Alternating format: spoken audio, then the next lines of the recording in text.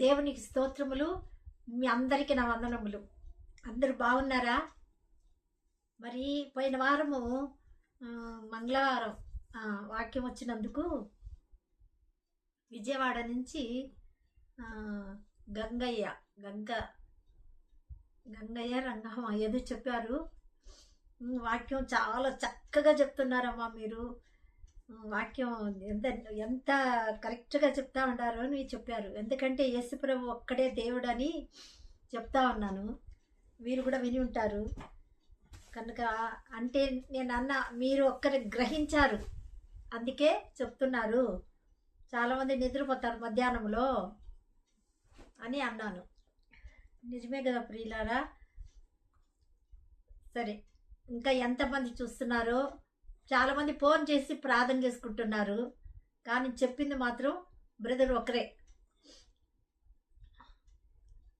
వాక్య భాగానికి వెళ్తాము. అంత లోపల ఎపిసోడ్కి సహాయపడిన ప్రియులు మాణిక్యరావు గారు, సంపత్ సహోదరి, వాళ్ళ కుటుంబానికి నా నిండు వందనాలు చెల్లించుకుంటున్నాను.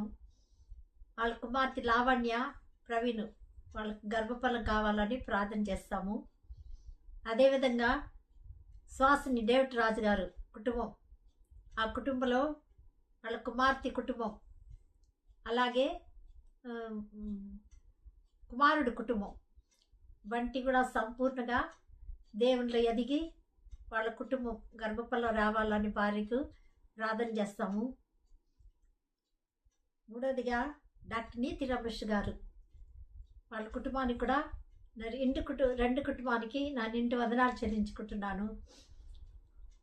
కుమార్తె వివాహం కొరకు, కుమారుడు ఉద్యోగం కొరకు ప్రార్థన చేస్తాము. వాళ్ళ కుటుంబం క్షేమం కొరకు కూడా ప్రార్థిస్తాము. వాక్యానికి వెళ్దాము. సంఖ్యాఖండము 13వ అధ్యాయము 16వ వచనం. దేశమును సంచరించి చూచుటకు మోషే పంపిన మనుషులు పేర్లు ఇవే. మోషే నూను కుమారుడైన ఓషేయకు యెహోషువను పేరు పెట్టాను. మోషే కనానీ దేశమును సంచరించి చూచుటకు వారిని పంపినప్పుడు వారితో ఇట్లు, నేను మీకు ధైర్యం తెచ్చుకొని మీరు ధైర్యం తెచ్చుకొని దాని దక్షిణ దిక్కున ప్రవేశించి ఆ కొండ ఎక్కి ఆ దేశము ఎట్టిదో దానిలో నివసించే జనములు బలము గలవారో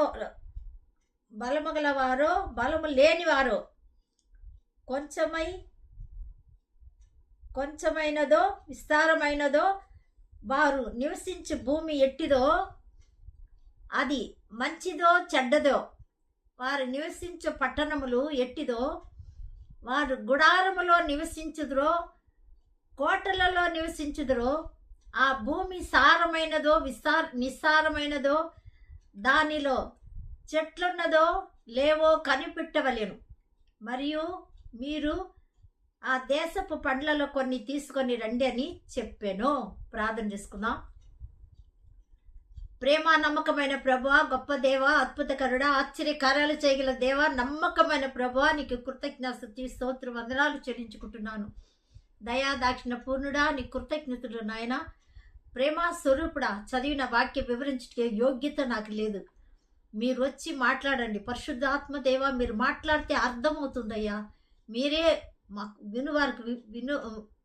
వినువారికి మేలు కలిగినట్లు ఉపయోగకరంగా నాయన ఆత్మీయంగా బలపడట్టుకు మీరు మాట్లాడి మీ నామానికి మహిమ తెచ్చుకోమని యేసుక్రీస్తు ఘనమైన శక్తిగల నామంలో స్తుతిస్తూ సహాయం కోరేది వినయం తోడి వేడుకుంటున్న పరలోకమందున మా తండ్రి, ఆమేన్. ప్రియులారా, దేవునికి స్తోత్రములు. మరి ఇక్కడ చదివిన వాక్య భాగములో మోషే అక్కడి నుంచి నడిపించాడు కదా. ఇప్పుడు దేవుడు చెప్పిన దేశానికి వెళ్ళాలి. నిర్గమకాండము 3:7 ఏం చెప్పాడంటే, మోషేని పిలిచి అక్కడ అగ్ని జ్వాలలో ముళ్ళ చెట్టు మండుతూ ఉంటే ఆ స్థలానికి వచ్చినాడు కదా. దిగి వచ్చి మోషే మోషే అని పిలిచి ఏం చెప్పాడంటే ఈ స్థలము పరిశుద్ధమైనది, నువ్వు నివసించే స్థలము, నీ చెప్పులు తీయము అని చెప్పాడు. ఇప్పుడు చాలామంది చెప్పులు తీసేస్తే దేవుడు ఆజ్ఞ అనుసరించేసాము అని అనుకుంటారు.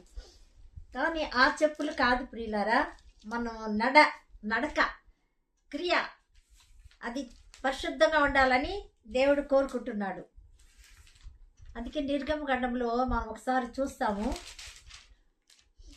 3వ అధ్యాయము 7వ వచనం. మరియు యెహోవా ఇట్లా నేను ఐగుప్తులోనున్న నా ప్రజల బాధను నిశ్చయముగా చూచితిని, పనులలో తమను కష్టపెట్టు వారి పట్టి వారి పెట్టిన మొరను వింటిని, వారి దుఃఖము నాకు తెలిసే ఉన్నది.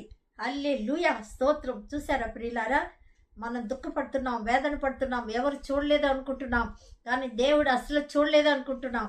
కానీ దేవుడు ఇక్కడ ఏం చెప్పాడు? వారి దుఃఖము నాకు తెలిసే ఉన్నది. చూడండి ఎంత చక్కగా చెప్పాడు దేవుడు కదా. ఐగుప్తుల చేతిలో నుండి వారిని విడిపించుటకు. మరి ఇంకొక మాట కూడా ఉంది, వాళ్ళ పనులలో కష్టము పెట్టు వారిని బట్టి వారు మొర వింటిని, వారి దుఃఖము నాకు తెలిసే ఉంది. ఆ పనులను తమను కష్టపెట్టు వారిని బట్టి వారు పెట్టిన మొర నేను వింటిని, ఆ బాధ నేను చీమగా చూచుతిని అంటాడు. అబ్బా, దేవుడు మన బాధలో చూశాడు. ఎవరికి తెలియదేమో మన బాధ, హృదయంలో ఉండే బాధ, వేదన ఎవరికి తెలియదేమో. మీ మట్టుకు మీరే అనుకుంటున్నారా? కానీ మీతో కూడా ఉన్న దేవుడికి తెలుసు.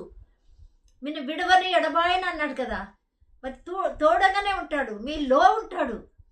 మరి అలా ఉన్న దేవుడికి తెలీదా మీ బాధ, నీ కష్టము, నీ కన్నీరు, నీ వేదన అన్నీ తెలుసు ప్రియులారా.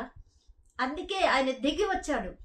అప్పుడు అగ్ని చెట్లో, ముళ్ళ చెట్లో దేవుడు దహించే అగ్గిని, మన దేవుడు దహించే అగ్గిని. అందుకే ఆ ప్రభువారు ఇక్కడ దిగి వచ్చి మోషతో మాట్లాడుతున్నాడు. ఇశ్రాయేలు జనాలు పడుతున్న వేదన, బాధ, కష్టము, కన్నీరు, వాళ్ళు మూలుగులు విన్నారు. విని నేను దిగి వచ్చాను అని చెప్తున్నాడు. నిజమే కదా. యోహాను సువార్త 20లో కూడా 11వ వచనం పైన చూస్తే, మగధలేని మరియా ఆ సమాధి తోట దగ్గర కన్నీరు కారుస్తూ ఉంటుంది, ఏడుస్తూ ఉంటుంది. అప్పుడు వచ్చి మరియా అన్నాడు, ఇంకేం కావాలి అన్నాడు కదా. వెంటనే తోటమాలి అనుకున్నది ఆమె, నేను ఎత్తుకొని పోతాను, చూడు ఎంత ప్రేమ, మోసుకొని పోతాను నేను అంటుంది. ప్రభు ఎక్కడ పెట్టారు? కానీ మరణ పునరుద్ధానం గురించి ఆయన వెంట అడుగడుగు చెప్తూనే ఉన్నాడు. శాస్త్రులు అర్థం చేసుకున్నారు, అతను మనుష్య కుమారుడు మరణించి తిరిగి లేస్తాడని చెప్పాడు, ఒకవేళ శిష్యులు ఎక్కడైనా దాచిపెట్టి లేచాడని చెప్పిపోతారు అని కాపలా పెట్టారు. అయితే ఆయన చెప్పి నేనట్టే లేచాడు. వాగ్దానం చేసిన దేవుడు నమ్మదగిన దేవుడు, గొప్ప దేవుడు. కనుక మరియా అనగానే ఆమె రబుని అన్నది. నన్ను ముట్టద్దు అన్నాడు కదా, ఎందుకంటే ఇంకా నేను తండ్రి ఎద్దుకు వెళ్ళలేదు. కానీ తండ్రి ఎద్దుకు వెళ్ళకపోయినా ఆ కన్నీరు కారుస్తుంటే వెంటనే పునరుద్ధరణగా లేచిన వెంటనే చూడండి, పైకి వెళ్ళకపోయినా దేవుడు అలాగే తిరిగి వచ్చేసాడు.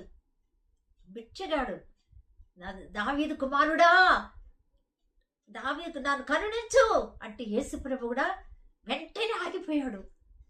వెంటనే ఆగిపోయి నిలిచిపోయి ఏం చేశాడంటే, అతను నా దగ్గరికి తీసుకురండి. అనేక మంది ఆక్షేపణ చేశారు, అడ్డగించారు, వద్దు, పిలవద్దు, అరవద్దు, మరింత గట్టిగా అరిచాడు. ఎందుకంటే సత్యం ఎరిగితే గట్టిగా అరుస్తాము, సత్యం తెలిస్తే తప్పకుండా ప్రియులారా దాచుకోలేము. ఆయన సత్యవంతుడు, ఆ నిజదేవుడు కనుక తప్పకుండా మనము ఆ గుడ్డివాడు అరిచినట్టుగా మనం కూడా గట్టిగా. అవును, నేను కొంతమంది కూర్చోని ఉంటారు, వాళ్ళు కరపత్రాలు ఇస్తూ ఉంటారు. చెప్తే ఎందుకు ఇస్తావు, మాకు చెప్పకూడదు, ఇక్కడ చెప్పొద్దు, నీ మాట వినేదా దేవుని మాట వినేదా నేను అంటాను. అట్లా చెప్పేసి వచ్చేస్తాను. మళ్ళీ వాళ్ళు చదువుకుంటారు. అవును ప్రియులారా, దేవుడు మనకు సర్వ సృష్టికి వెళ్ళి స్వార్థ ప్రకటించమన్నాడు. కనుక దేవుని ప్రేమ మనం చెప్పాలి. ఆయన నిశ్చయంగా మన బాధను చూశాడు, కష్టం కన్నీళ్లు తెలిసే ఉంది అని చెప్తున్నాడు ఇక్కడ. అవును ప్రియులారా, అంత చక్కగా చూడండి, ఎంత దేవుడు ఎంత గొప్పవాడో. నిశ్చయముగా చూచితిని, దేవుని నా ప్రజల బాధ నిశ్చయంగా చూచితిని. పనులలో తమ్మును కష్టపెట్టు వారిని బట్టి వాళ్ళు మొరవెంటిని. అంటే కష్టం అంటే ఏం చేయాలంట? మొరపెట్టాల, ప్రార్థించాలి. బాధ మాత్రం లోపలే ఉంటుంది, దేవుడు చూస్తాడు. కానీ ఏం చేయాలి? మనము మన భారాన్ని ఆయన మీద వేయాలి. అందుకే అన్నాడు సామెతలు 16:3, నీ పనుల భారం నా మీద వేసే అంటాడు, నేను సఫలపరుస్తాను అన్నాడు. కనుక ఆ భారాన్ని వేయాలంటే ప్రార్థించాలి, మొరపెట్టాలి. భారాన్ని ప్రార్థన చేసిన తర్వాత దుఃఖపడకూడదు, బాధపడకూడదు ప్రియులారా. అయితే దేవుడు ఇక్కడ ఏం చెప్పాడు? వింటిని, వారి దుఃఖము నాకు తెలిసే ఉంది. అబ్బా, బాధ చూశాడు, దుఃఖం తెలిసి ఉంటుంది. మొర వింటాడు, మన ప్రార్థన కూడా ఆయన వింటాడు. కనుక వినే దేవుడు, మన బాధ తెలుసుకునే దేవుడు, మన కష్టాన్ని కూడా తెలుసుకున్న దేవుడు, బాధను చూచే దేవుడు. ఎవరు చూడలేదు అనుకున్నారేమో, కానీ దేవుడు ఆయనకు మరుగుగా లేదు ప్రియులారా. దృష్టి ఎబ్రి 4:13 అదే ఉంది. ఆయన మరుగైనది ఏమీ లేదు. ఆయన చూస్తున్నాడు, నీ బాధ చూస్తున్నాడు, నీ వేదన చూస్తున్నాడు, నీ దుఃఖము ఆయనకి తెలిసే ఉంది. కష్టపెడితే మొరపెట్టు, ఉత్తరిస్తానంటాడు ప్రభు. నా నామమందు ఏది అడిగినా నేను ఇస్తాను. ఎలా అడగాలి? యోహాను సువార్త 15:7 ఉంది. నా యందు మీరు నా యందును ఉండేలాగనా ఏం చేయాలన్నాడు? అప్పుడు నీకేది ఇష్టం అడుగు అన్నాడు. అబ్బా, ఆయన యందు నిలిచి ఉంటే, మన ముందు ఆయన ఉంటే, మనకు ఏది ఇష్టమో అడిగితే ఏం చేస్తాడు? వెంటనే ఇచ్చే దేవుడు.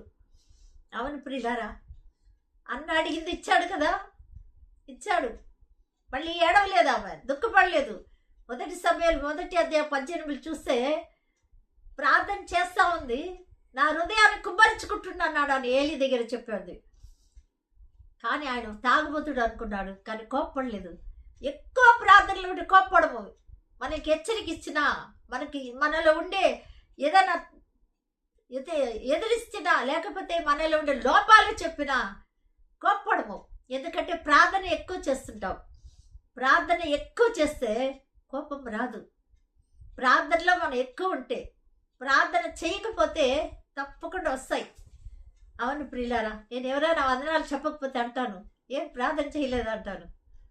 దేవునిలో ఉంటే తప్పకుండా చూడగానే వందనాలమ్మా అంటారు కదా. ఎవరికైనా దేవుని బిడ్డలు కనపడితే మనం ఏం చేయాలి? వందనాలు చెప్పాలి. కనుక ప్రియులారా, ఇక్కడ అలా చెప్పాడు ప్రభువారు మోషేతో.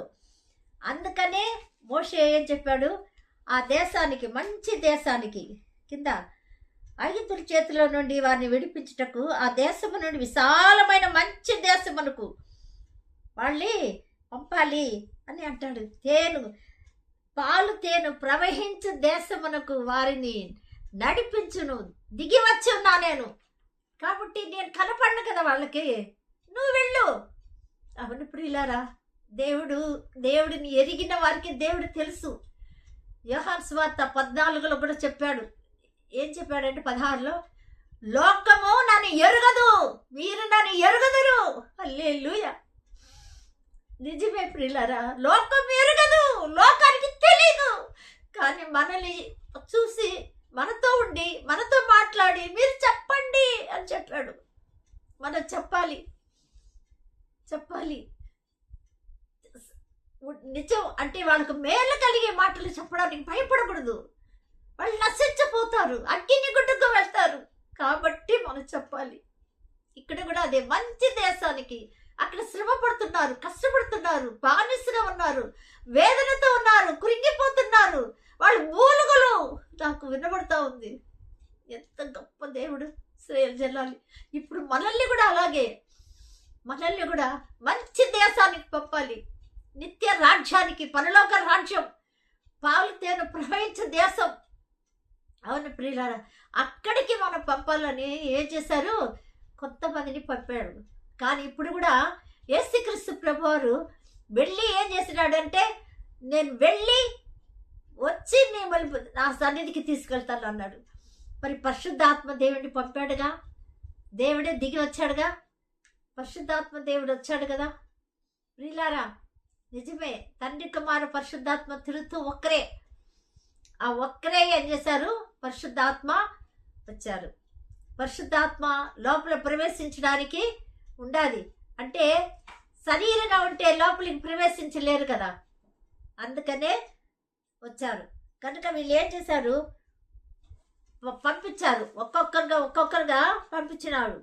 12 గోత్రముల నుంచి ఒక్కొక్క మనిషిని పంపించి కూడా నూన్ కుమారుడైన యెహోషువని కూడా ఎవడు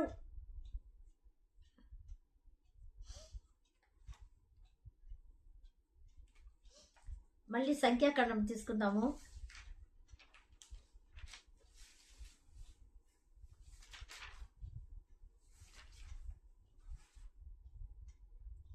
పంపించిన తర్వాత వాళ్ళు ఏం చేశారంటే 27వ వచనం చూస్తాము. సంఖ్యాకాండము 13:27. ఆ దేశపు పండ్లను వారికి చూపించి వారు అతని తెలియపరిచిన దేమనగా, నీవు మమ్మను పంపిన దేశమునకు వెళ్ళితిమి, అది పాలు తేనెలు ప్రవహించే దేశమే, దాని పండ్లు ఇవి. అయితే ఆ దేశములో నివసించు జనులు బలవంతులు, వారు పట్టణములు ప్రాకారము గలవి, అవి మిక్కిలి గొప్పవి. మరియు అక్కడ అనాకీలను చూచితిమి, అమాలేకీలు దక్షిణ దేశములో నివసించుచున్నవారు, తీలు, ఎపియసీలు, అమోరీలు కొండ దేశములో నివసించుచున్నారు, కనానీలు సముద్రం వద్ద యోర్దాను నది ప్రాంతములోను నివసించుచున్నారు అని చెప్పిరి. కాలేబు మోషే ఎదుట జనులు నిమ్మడపరిచి, మనము నిశ్చయముగా వెళదము, రండి, దాన్ని స్వాధీనపరుచుకుందాము, దాన్ని జయించుటకు మనకు శక్తి చాలును అనేను. అయితే అతనితో కూడా పోయిన ఆ మనుషులు, జనులు మనకంటే బలవంతులు, మనం వారి మీదకి పోజాలమనిరి. మరి వారు తాము సంచరించి చూచిన దేశమును గురించి ఇశ్రాయేలులతో చెడ్డ సమాచారం చెప్పి, మేము సంచరించి చూచిన ఆ దేశము తన నివాసులను భక్షించు దేశము, దానిలో మాకు కనపడిన జనులందరూ ఉన్నత హేయులు, అక్కడ నెపేషీయులు సంబంధులైన అనాకులు వంశపు షపీయులను చూచితిమి, మా దృష్టికి మేము మిడతల వలె ఉంటిమి, వారి దృష్టికి అట్లే ఉంటిమి అనిరి. అబ్బా, చూసారా ప్రియులారా, వీళ్ళు ఎంతగా చెప్తున్నారు వచ్చిన వాళ్ళు. కానీ ఏం చెప్పారు, కాలేబు మాత్రము ఇలా చెప్పాడు, నిమ్మలపరిచి నిశ్చయముగా వెళ్తాము, దాన్ని జయించుటకు మాకు శక్తి చాలు అన్నారు. అంటే ఈ 12 మందిలో ఏం చెప్పారంటే మనుషులు అయ్యో భయపెట్టేస్తున్నారు. అవును ప్రియులారా, ఎవరైనా కొత్తగా బాప్తీసం తీసుకోవడానికి ముందుకు వస్తారా, వాళ్ళని చూసి ఈ కొంచెం పాతగా ఉన్న వాళ్ళు ఏం చేస్తారంటే, అవును బాప్తీసం తీసుకుంటే కష్టాలు వస్తాయి, శ్రమలు వస్తాయి, అన్నీ చెప్పి ఆటంకపరుస్తారు, అభ్యంతరపరుస్తారు, అధైర్యపరుస్తారు, భయపెట్టిస్తున్నారు, రాకుండా చేస్తారు. పరిసయ్యులు కూడా అంతే కదా, ఒకరిని రానీరు, వాళ్ళు రారు కదా నిత్య రాజ్యానికి, దేవుని రాజ్యానికి. అలాంటి వాళ్ళు కూడా ఉన్నారు ఇక్కడ, అలాంటి వాళ్ళే వీళ్ళు. అయితే ఈ కాలేబు మాత్రం ఎలా ఉంటాడంట, 14:24లో కాలేబు మంచి మనసు కలిగి పూర్ణమైన మనసుతో నన్ను అనుసరించి ఏతు చేత అతడు పోయి దేశములో అతన్ని ప్రవేశపెట్టేదును. ఎంత బాగా చెప్పాడు, ఎందుకంటే సమర్పణ జీవితం, మంచి మనసు కలిగి పూర్ణమైన మనసుతో దేవుని ఆజ్ఞలు అనుసరించాడు. ఆ ఏదు చేతనే అతను చెప్తాడు అనమాట, దేశంలో అతన్ని ప్రవేశపెట్టేదను, అతని సంతతి దాన్ని స్వాధీనపరుచుకొనును. అమాలేకీలు కనానీయులను ఆ లోయలలో నివసించుచున్నారు. రేపు మీరు తిరిగి ఎర్ర సముద్రపు మార్గంగా అరణ్యమునకు ప్రయాణమై పోండనెను. ఎర్ర సముద్రానికి ప్రయాణంగా చూసారా, అంటే ఎర్ర సముద్రం దాటారు ఇశ్రాయేల్ జనాలు. మళ్ళీ వాళ్ళు తిరిగి రేపు మీరు కూడా తిరిగి పండి వెళ్ళిపండి అన్న అదే చెప్తున్నారు. సమర్పణ జీవితం ఉంటే ప్రియులారా, క్రీస్తుని రుచి చూసి ఉంటే వాళ్ళు తప్పకుండా తీసుకోండి, రండి, ఇది మంచిది, సాతాను జయిస్తాము, మరి తీర్పును జయిస్తాము, మరణాన్ని జయిస్తాము, నరకాన్ని జయిస్తాము అని చెప్తాము. మన దేవుని నమ్ముకున్నది అందుకే, నిత్య జీవం పోవడానికి, నరకాన్ని తప్పించుకోవడానికి, తీర్పుని తప్పించుకోవడానికి. జడ్జిమెంట్ ఉంది ప్రియులారా, ఆ తీర్పుని మనము జయిస్తాము. ఎందుకంటే దాటి, అందుకే యోహాను సువార్త 5:24 ఉంది, యేసుక్రీస్తునందు విశ్వాసం ఉంచిన వారు, ఆయన పంపిన దేవుని యందు విశ్వాసం ఉంచిన వారు ఏం చేస్తారు? తీర్పుని మరణాన్ని దాటి నిత్య జీవానికి వెళ్ళిపోతారు. హల్లెలూయా, స్తోత్రం కదా. ఎంత సూక్ష్మల మోక్షం, విశ్వాసం అంతే, పరిపూర్ణ విశ్వాసం ఉంటే చాలు.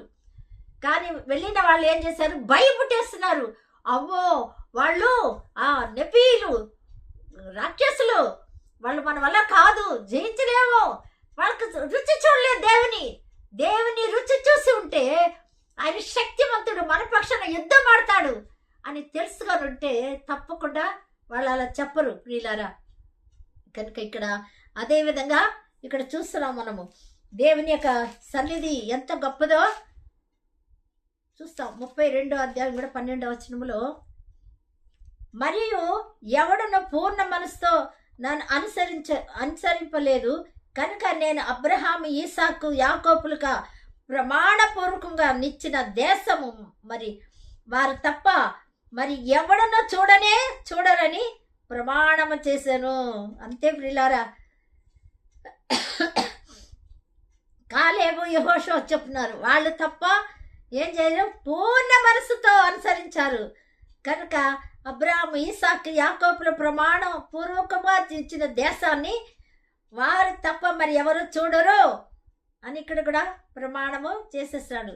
మరి అంత గొప్ప దేవుడిగా మనం ఇక్కడ చూస్తున్నాం ప్రియులారా. మరి యెహోషువ గ్రంథము 14:8 వచనం కూడా ఒకసారి చూస్తాము.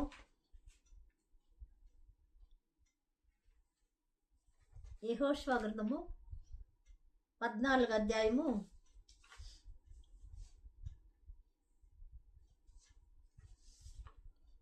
8వ వచనం, నాతో కూడా బయలుదేరి వచ్చిన నా సహోదరులు జనులు హృదయములను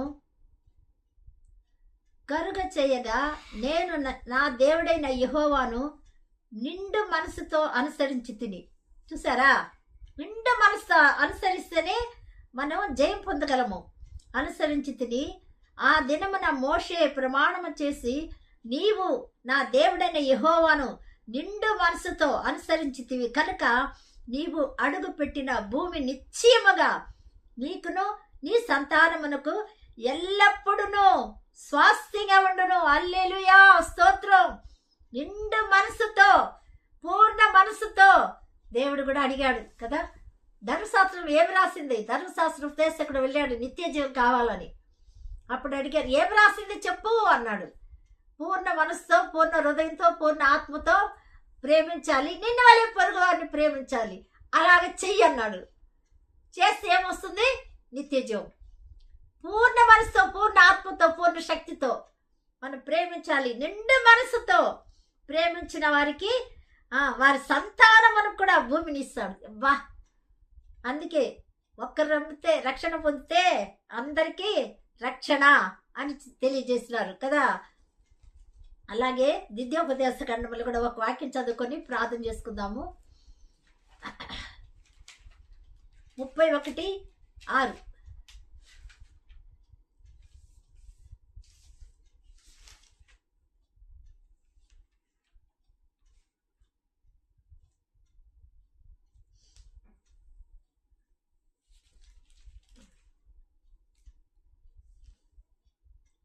ఇక్కడ కూడా అదే చెప్తున్నా.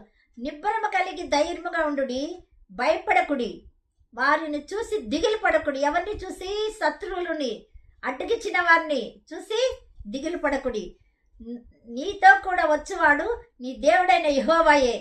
ఆయన నిన్ను విడువాడు, నిన్ను ఎన్నడూ ఎడబాయడు. మరి మోషే యెహోవాను పిలిచి, నీవు నిబ్బరము కలిగి ధైర్యముగా ఉండుము. ఎందుకంటే మోషే మృతి పొందిన తర్వాత ఇంకా వీళ్ళే కదా, దేవుడు కూడా యెహోషువని ధైర్యపరిచినాడు. యెహోవా నా ప్రజలకిచ్చిన చుట్టూ వారి పితరులతో ప్రమాణం చేసిన దేశమునకు నీవు వారితో కూడా పోయి దానిని వారికి స్వాధీనపరచవలెను. నీ ముందర నడుచువాడు యెహోవా, ఆయన నీకు తోడై ఉండును. ఆయన నిన్ను విడవడు, నిన్ను ఎడబాయడు. భయపడకము, విస్మయం పొందకము. ఇశ్రాయేలు అందరి ఎదుట అతనితో చెప్పాడు. ఎవరు? మోషే. చూసారా ప్రియులారా? చెప్పినాక తర్వాత ఏం చేశాడంటే అదే 23వ వచనం కూడా, యెహోషువకు ఇలాగ సెలవిచ్చెను. నూను కుమారుడైన యెహోషువకు, నీవు నిబ్బరము కలిగి ధైర్యముగా ఉండుము. నేను ప్రమాణపూర్వకంగా వారికి ఇచ్చిన దేశమునకు ఇశ్రాయేలులను నీవు తోడుకొని పోవలెను. నేను నీకు తోడై ఉంటాను. దేవునికి స్తోత్రం. ప్రియులారా, మనల్ని పరలోక రాజ్యం, నిత్య రాజ్యం వరకు నడిపించేది పరిశుద్ధాత్మ దేవుడే. ఆయన తోడుగా ఉంటాడు. ఎన్ని శ్రమలు వచ్చినా, ఎన్ని బాధలు వచ్చినా, ఎన్ని కష్టాలు వచ్చినా, ఎన్ని కన్నీరు వచ్చినా విడిచిపెట్టడు. ధైర్యంగా ఉండండి, నిబ్బరం కలిగి ధైర్యంగా ఉండండి. నీ ముందు నడిచేవాడు యెహోవాయే కనుక ఆయన విడువడు, ఎడబాయడు. నిబ్బరం కలిగి ధైర్యంగా ఉంటాడు. అలా ధైర్యపరిచి మన కొరకు ప్రాణం పెట్టి రక్తం కార్చి మరణాన్ని జయించి లేచిన సజీవుడు ఈ వాక్యాన్ని ఆశీర్వదించి స్థిరపరిచి కాపాడును. ప్రార్థించుకుందాం. జీవగల దేవానికి వందనాలు, స్తోత్రములు తండ్రి. మంచి దేశానికి మమ్మల్ని పంపడానికి నువ్వు ఇష్టపడ్డావు నాయనా. నిండు మనసుతో, సంపూర్ణ ఆత్మ కలిగి, పరిపూర్ణ ప్రేమ, పూర్ణ హృదయంతో ప్రేమించి, పూర్ణ మనస్సుని ఆజ్ఞ అనుసరించి నిన్ను కూడా ప్రేమ మా హృదయంలో దాచుకొని నాయన మేము ప్రార్థించినప్పుడు దేవా జవాబిచ్చే దేవుడు. మా శ్రమ, కష్టం, కన్నీరు, శత్రువు అన్నీ జయించుటకు శక్తినిచ్చి నీ తోడుగా ఉన్నావు. నీకు వందనాలయ్యా. ఎపిసోడ్కు సహాయపడిన ప్రియులందరినీ ఆశీర్వదించి దీవించండి. వాళ్ళ కుటుంబాన్ని ఆశీర్వదించండి. వీక్షిస్తున్న వాళ్ళు కూడా ఆశీర్వదించండి. దయగల ప్రభువా, అనేక మంది అనారోగ్యంతో ఉండే వాళ్ళకు స్వస్థత కలుగు చేయండి ప్రభువా. నాయనా, నీ విశ్వాసమే నీకు స్వస్థత అన్నావు. విశ్వాసంతో ఈ ప్రార్థన వింటున్న వాళ్ళకు స్వస్థపరచండి. కన్ను మూసుకొని ప్రభా ప్రార్థించిన వేదన, బాధ, కష్టం, కన్నీరు చూచుచున్న దేవుడు, తెలుసుకుంటున్న దేవుడు నువ్వు మాత్రమే నాయనా. సమస్తము కొరతలు నింపి, అక్కర్లు తీర్చి, అవసరత తీర్చి, సమాధానం నెమ్మదించి స్వస్థపరుస్తావు కనుక సహాయం చేయండి ప్రభా. చదువుకున్న బిడ్డలు జ్ఞాపకం చేసుకోండి అయ్యా. అనారోగ్యానికి స్వస్థపరిచినందుకు వందనాలు, స్తోత్రములు. కరుణా సంపూర్ణుడా, దయాదాక్షిణ పూర్ణుడా, మరణించిన గృహాల ఆదరణ, ఓదార్పు దయచేయండి అయ్యా.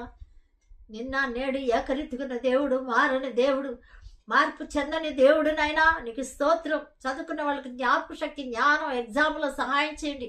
ఉద్యోగాలు దయచేయండి అయ్యా.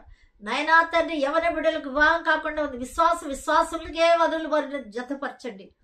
పరిశుద్ధుడా, వివాహం జరిగిన గర్భఫలం లేకుండా దుఃఖపడుతున్నారు. వాళ్ళ గర్భఫలాలు దయచేయండి నాయన. కరుణా సంపూర్ణుడా, నీకు వందనాలు, స్తోత్రములు.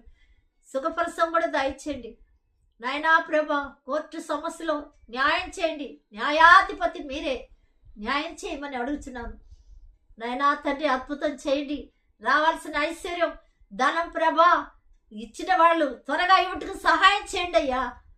అంతేకాకుండా ప్రభా నాయన లోన్ తీర్పోటుకు సహాయం చేయండి. ప్రేమగల ప్రభా, సమస్తం మీ చేతికి అప్పగిస్తున్నాను. ఆ పరిచయండి నాయనా తండ్రికి. చూస్తున్న వాళ్ళందరి కుటుంబాన్ని ఆశీర్వదించి దీవించి, వేదనలో, బాధల్లో, కష్టాల్లో, కన్నీళ్ళు ఉన్న వాళ్ళను ఆశీర్వదించి, కన్ను దృష్టి తొలగించి, దుష్టుని దూరపరిచి, నీ కాపుదల భద్రత ఉంచమని ప్రభా.